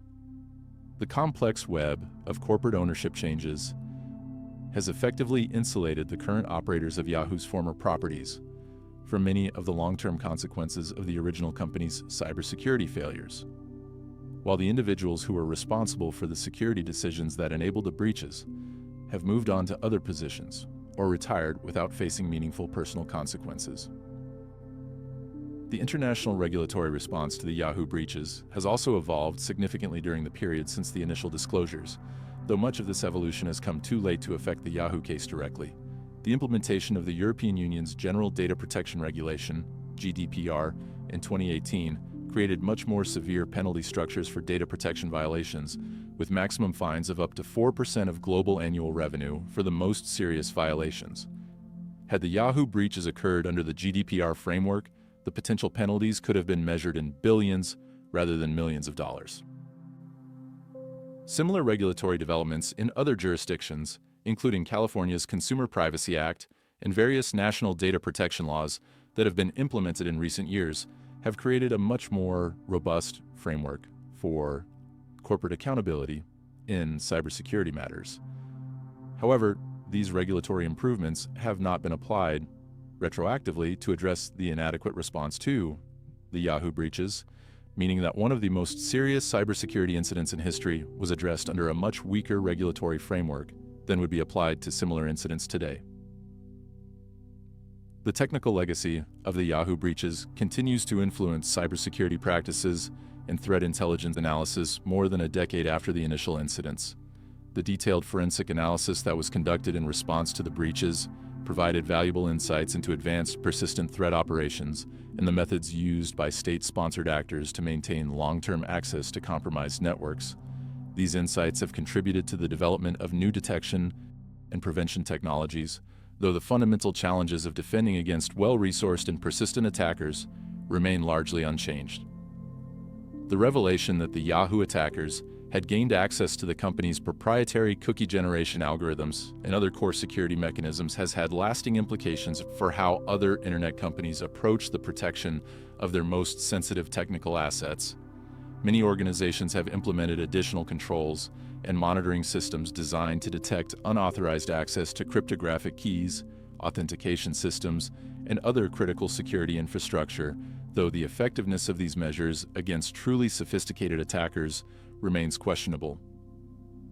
The Yahoo case has also continued to influence academic research and policy analysis related to cybersecurity governance, corporate accountability, and regulatory effectiveness.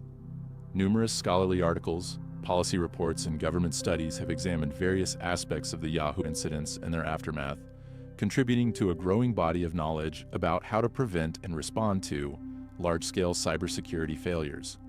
However, the continued occurrence of similar incidents suggests that the lessons of the Yahoo case have not been fully absorbed by either corporate decision-makers or regulatory authorities.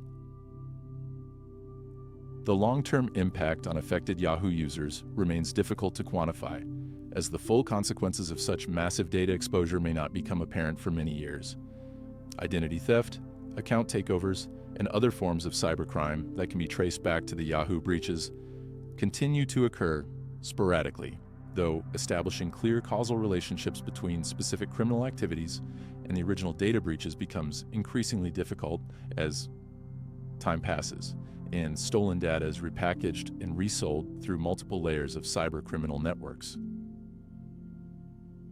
The psychological and social impacts of the Yahoo breaches on affected users have received relatively little attention in the aftermath of the incidents, despite the fact that the massive scale of the data exposure represents one of the largest violations of personal privacy in human history. The knowledge that personal communications, private information, and intimate details of their digital lives had been exposed to unknown criminals had undoubtedly had lasting effects on millions of individuals, though these impacts are difficult to measure and have not been adequately addressed through existing legal and regulatory frameworks. The Yahoo breaches have also had lasting implications for public trust in internet services and digital communications more broadly. The incidents demonstrated that even the largest and most established internet companies could suffer catastrophic security failures while concealing those failures from users for years. This revelation has contributed to a broader erosion of public confidence in the security and privacy protections offered by major technology platforms, though this loss of trust has not necessarily translated into significant changes in user behavior or demand for better security practices. The competitive implications of the Yahoo breaches have also become clearer with the passage of time, as the incidents contributed to the company's ultimate demise as an independent entity in the consolidation of internet services among a smaller number of dominant platforms. The security failures in their aftermath made it impossible for Yahoo to compete effectively with companies like Google and Facebook that had maintained better security practices and had not suffered comparably devastating breaches of user trust. The systemic failure of accountability. The Yahoo data breach saga represents more than just a case study in corporate cybersecurity failure. It embodies a comprehensive breakdown of the accountability mechanisms that are supposed to protect individuals and organizations from the consequences of inadequate security practices and criminal behavior. The fact that the largest data breach in recorded history resulted in essentially no meaningful consequences for either the individual perpetrators or the corporate decision-makers who enabled it reveals fundamental weaknesses in legal, regulatory, and governance frameworks that continue to undermine cybersecurity efforts across the global internet ecosystem. The complete impunity enjoyed by the Russian intelligence officers and criminal hackers who orchestrated the Yahoo attacks has established a dangerous precedent that continues to influence the risk calculations of potential attackers. When sophisticated threat actors can observe that even the most serious and well-documented cybercrimes result in no meaningful consequences, as long as the perpetrators remain within the borders of non-cooperative countries, the deterrent effect of potential prosecution becomes essentially meaningless. This precedent has likely contributed to the continued escalation of state-sponsored cyber operations and the growing boldness of cybercriminal organizations that operate under state protection. The failure of international law enforcement cooperation in the Yahoo case highlights broader problems with the global approach to cybercrime prevention and prosecution. Existing mechanisms for international legal cooperation, such as mutual legal assistance treaties and extradition agreements, were designed for a different era and have proven inadequate to address the realities of modern cybercrime, where attacks can be planned and executed from anywhere in the world, while the perpetrators remain beyond the reach of traditional law enforcement approaches. The Russian government's refusal to cooperate with efforts to prosecute the Yahoo attackers and its apparent continued employment of charged intelligence officers represents a fundamental challenge to the international legal order that extends far beyond cybersecurity issues. When nation-states actively protect individuals who have been formally charged with serious crimes against other countries, it undermines the entire framework of international law and creates conditions where criminal behavior can flourish under state sponsorship. The corporate accountability mechanisms that were applied to Yahoo were similarly inadequate to address the severity of the company's failures or to create meaningful deterrent effects for other organizations.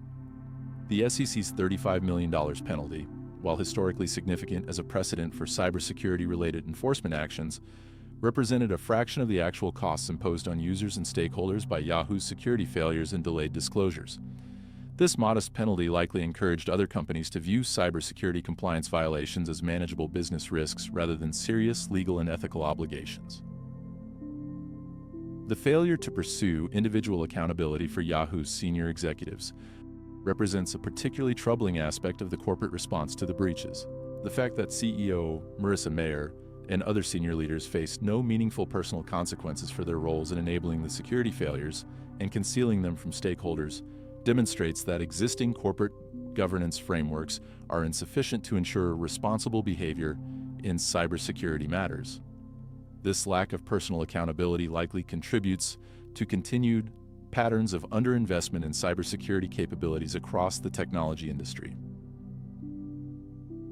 The class action litigation mechanism, while providing some compensation to affected users, also proved inadequate to address the full scope of harm inflicted by the Yahoo breaches. The $117.5 million settlement, when divided among potentially 3 billion affected users, resulted in individual compensation that was essentially nominal for the vast majority of victims. This outcome highlights fundamental problems with using class action litigation to address privacy harms that affect large numbers of people but cause relatively small individual damages that are difficult to quantify. The regulatory framework that existed at the time of the Yahoo breaches was clearly insufficient to address incidents of this magnitude and complexity. The relatively modest penalties available under pre-GDPR data protection laws, combined with unclear notification requirements and limited enforcement mechanisms, created an environment where companies could suffer massive security failures without facing proportionate consequences. While regulatory frameworks have evolved significantly since the Yahoo incidents, the fact that one of the most serious cybersecurity failures in history was addressed under such an inadequate system demonstrates the reactive nature of cybersecurity governance. The timing of the Yahoo breaches, which occurred primarily before the implementation of more robust regulatory frameworks like the GDPR, also highlights how the evolving nature of cybersecurity law can create perverse incentives for companies to delay breach disclosure and remediation in hopes of avoiding more severe penalties that might be implemented in the future. This dynamic suggests that transitional provisions in new regulatory frameworks need to be carefully designed to prevent companies from gaming the system during periods of regulatory change. The international scope of the Yahoo breaches and the complexity of modern internet infrastructure also expose significant gaps in jurisdictional frameworks for addressing cybersecurity incidents.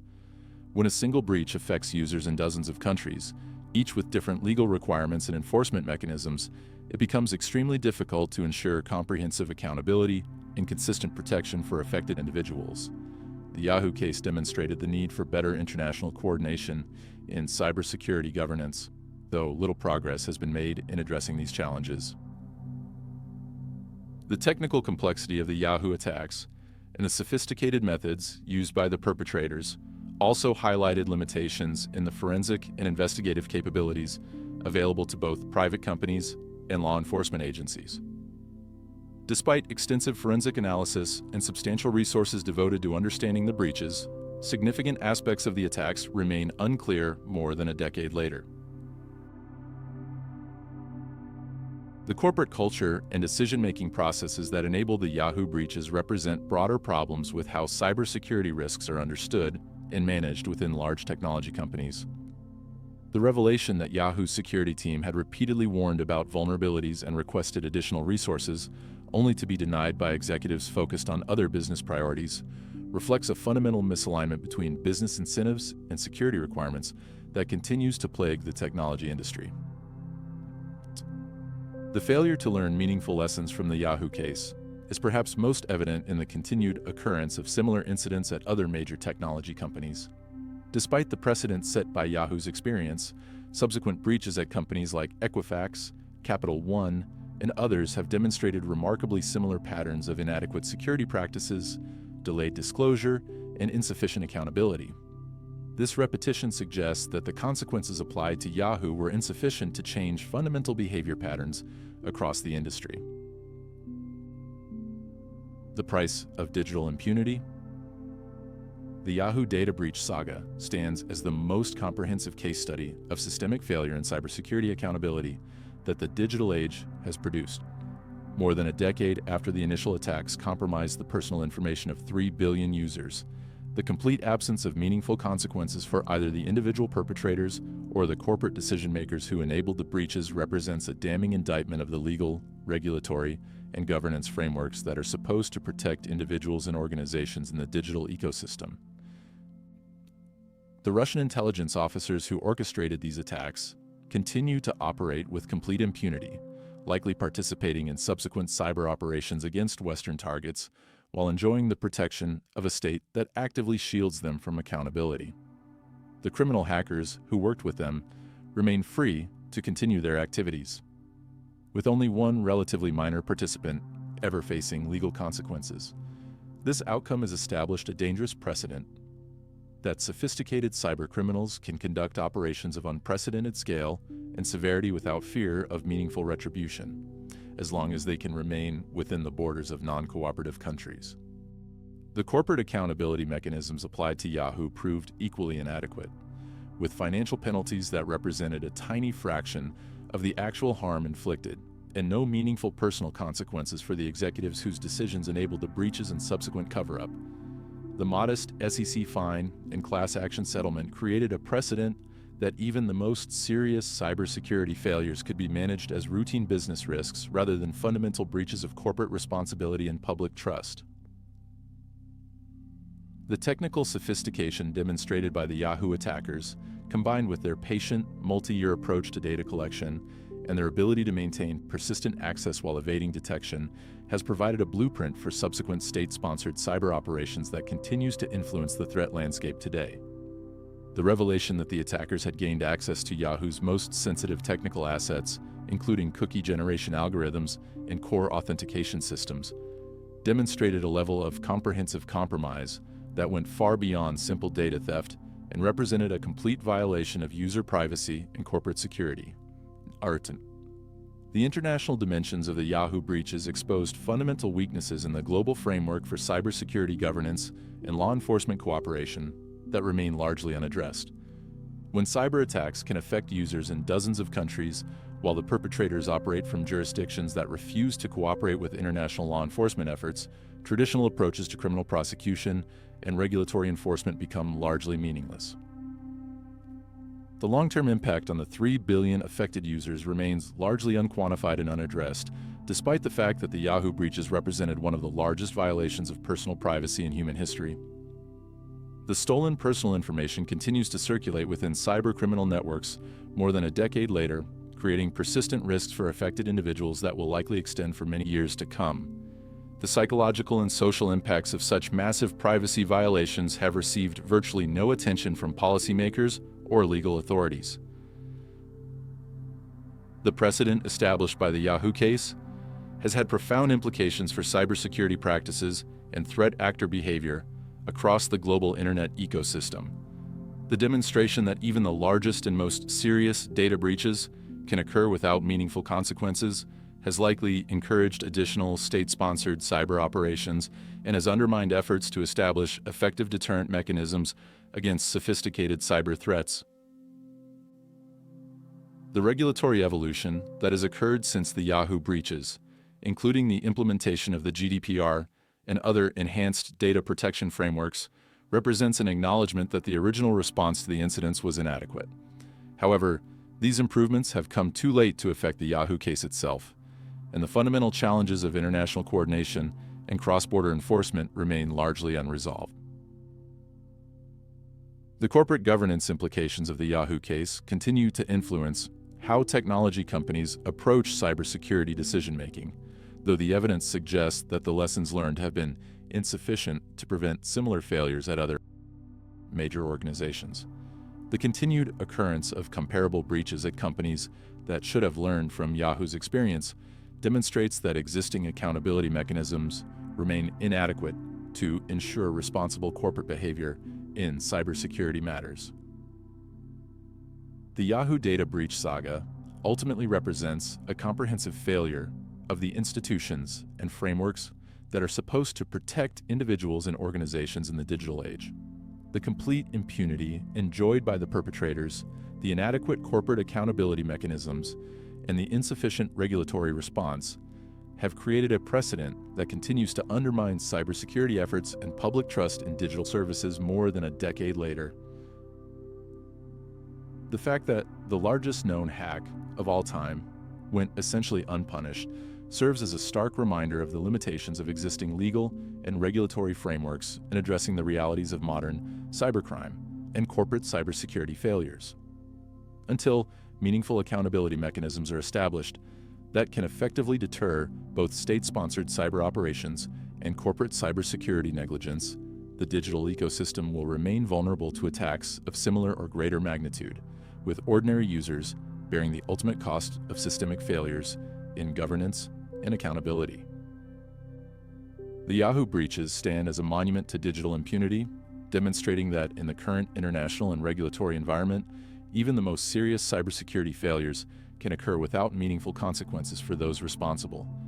This reality represents perhaps the greatest cybersecurity challenge of our time, not the technical difficulty of defending against sophisticated attacks, but the systemic failure to establish accountability mechanisms that can provide effective deterrence against those who would exploit the digital infrastructure upon which billions of people now depend for their economic, social, and personal lives.